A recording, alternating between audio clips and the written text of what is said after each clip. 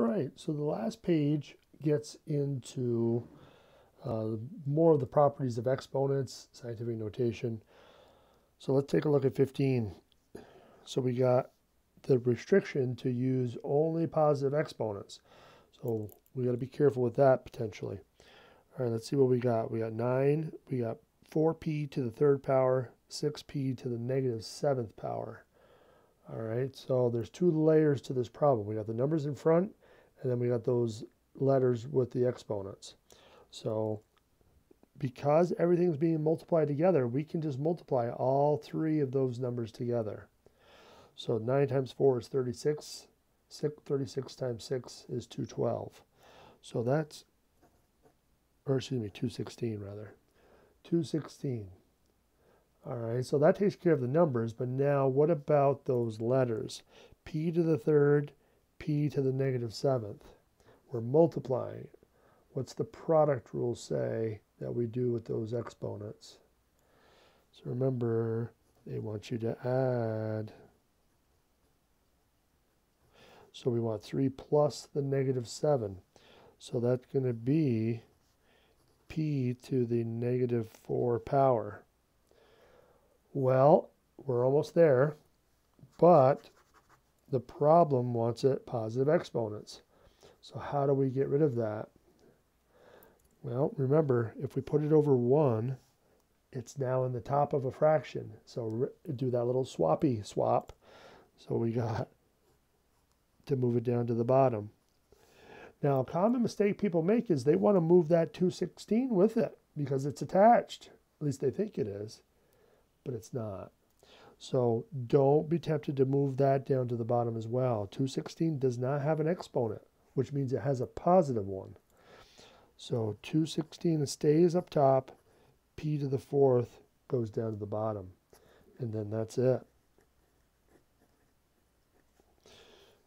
All right, let's try a little bit more interesting one. So we got some parentheses, we got a lot of m's, some negative, some positive exponents in there. Where do we start? Well, parentheses still dominate. So we want to combine these exponents first, but how do we do it properly? We add them? No, we multiply them? You are correct.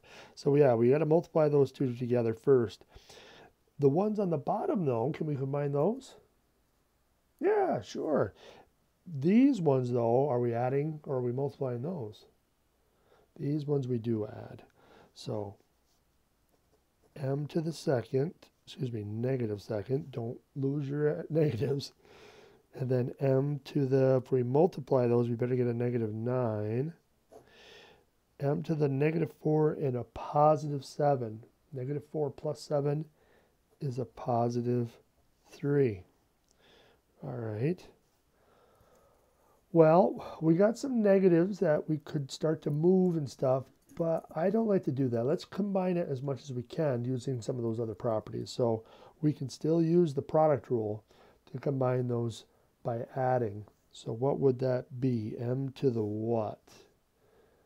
For adding those numbers, negative 2 and negative 9 better be a negative 11 over positive 3. Okay, so now we're stuck. Now we got to get rid of that negative 11. So that's going to have to go down to the bottom. But what about the m to the 3? Does that go up to the top? No, it doesn't. Because it's positive, it stays right where it is on the bottom. So we got the m to the 3, we got the m to the 11, and what's left on top?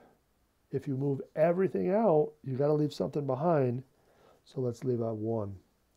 So now we can combine those to get 1 over m to the 14th. Now, what if you don't like that? What if you didn't want to do it that way? Could you have done it a different way? And the answer is yes. Once you get to this point here, we could use another rule.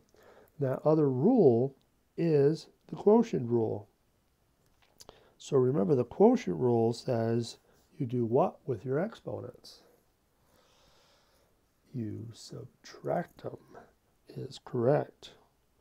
So in this case, we would have said m to the negative 11 minus 3, and negative 11 minus 3 is negative 14. And then negative 14 gets moved to the bottom because it's positive 14. So you get the same answer either way. So don't think you're pigeonholed into one specific process to solve these. You got lots of options. We could have done slightly different things at the beginning too if we wanted to. We could have subtracted these exponents. You know, so there's lots of options. So just take your time and you'll get there. All right, a couple more and then we're out of here. Here's a nice quick one. Change each number to standard notation or scientific notation. So for this one, it's already in scientific, so they want you to change it to standard. Ooh, we got 10 to the 8th power. Now remember what I said before. When the exponent is positive, that means the original number had to be bigger than 1. So we're going to have to move the decimal point to the right in order to get that number to be bigger than 1. So 6, 9, 3, and then how many zeros do we need? Well, we've already used 2 decimal places, so we're going to need 6 more to get up to 8. So 1, 2, 3, 4, 5, 6. So 693 million is what that's equal to. All right. So this one, on the other hand, is not in scientific notation, so we got to put it in scientific. So the first thing we do is what? We got to put that decimal point someplace in that number. So right after the 1, because that front number always has to be between 1 and 10. So 1.25 times 10 to the what power?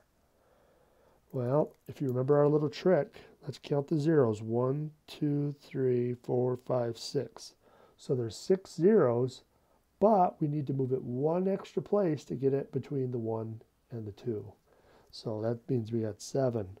And it's going to have to be a negative 7 because the original number is less than 1. All right.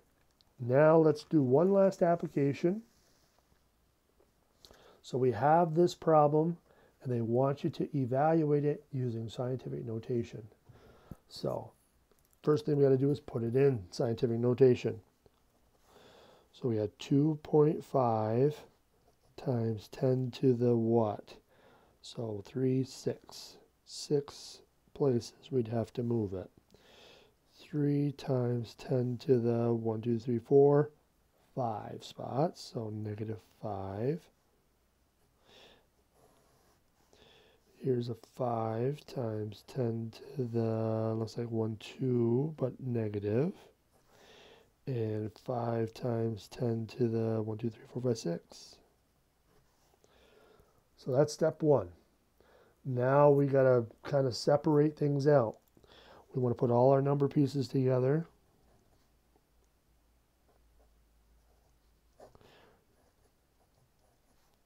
And then all of our powers of 10 together.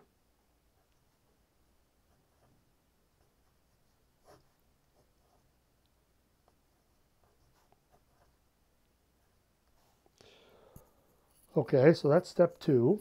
Now we can look at combining things a little bit. So up on the top, we can multiply it across. And on the bottom, we can multiply across. So we had 7.5 over 25. And here, if we add those exponents, 6 and a negative 5 is a positive 1. And negative 2 and 6 is a positive 4. All right, so we're gradually getting there. Now let's simplify it a little bit more. So 77.5 divided by 25, well, if there was no decimal point, it would just be 3. So we got to just have a decimal point in there. So we're going to have 0.3 times, and then how do we combine those exponents? If we're using the quotient rule, we got to subtract. So 1 minus 4 is a negative 3.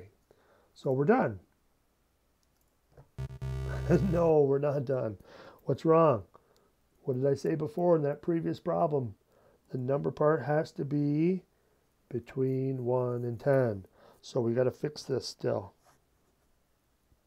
Now the safest way to do it, which I would advocate, is to first change this front number into scientific notation. So that would be equal to 3 times 10 to the negative 1.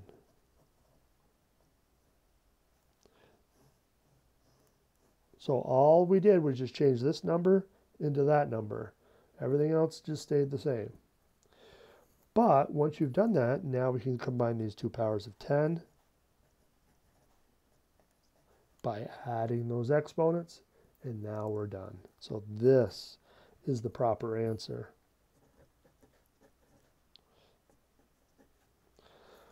All right. So hopefully that gives you a pretty good picture of Chapter 7 stuff, and not everything. I mean, I can't go over every single type of problem, but this gives you a pretty good picture of a lot of it. So go through some of those old homeworks, look at your textbook, and you will be in good shape. So stay tuned for more new material in upcoming videos. Take care.